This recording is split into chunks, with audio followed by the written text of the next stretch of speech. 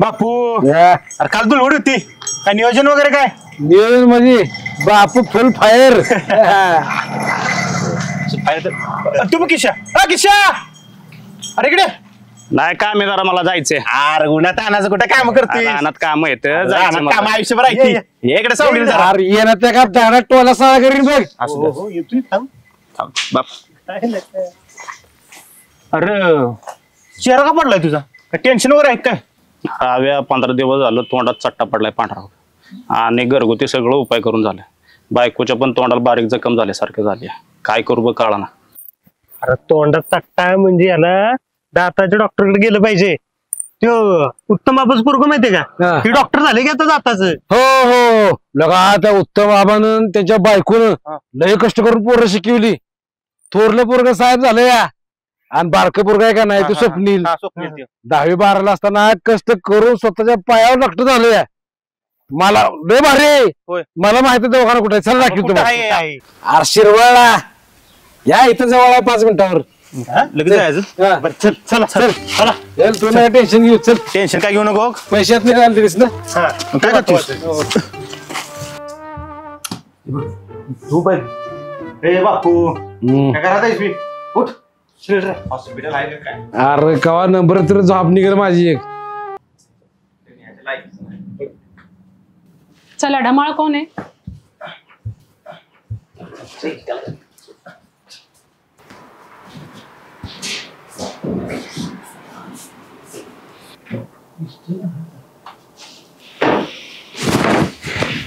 सांगते बापू थोडा अवघड दिसते बघ.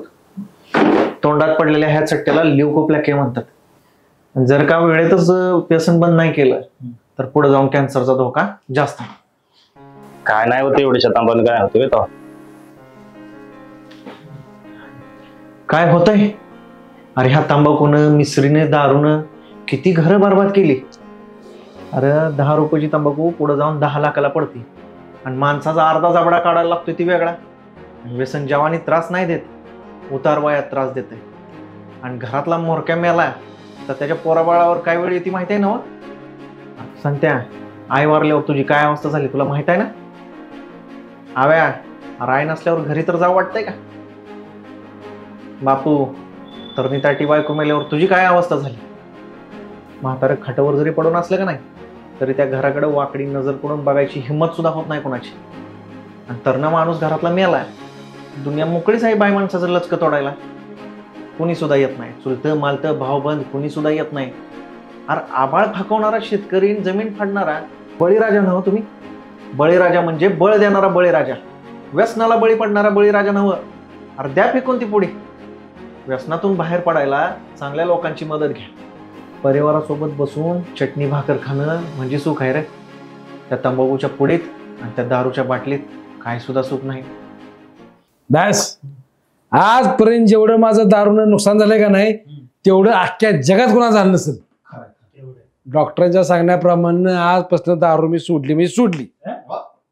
बापू तू दारू सोडली ना आजपासून मी पण आजपासून तंबाखूच्या पुढेला हात लावणार नाही आणि बायकोला पण मिसरी घासून देणार नाही. शाबास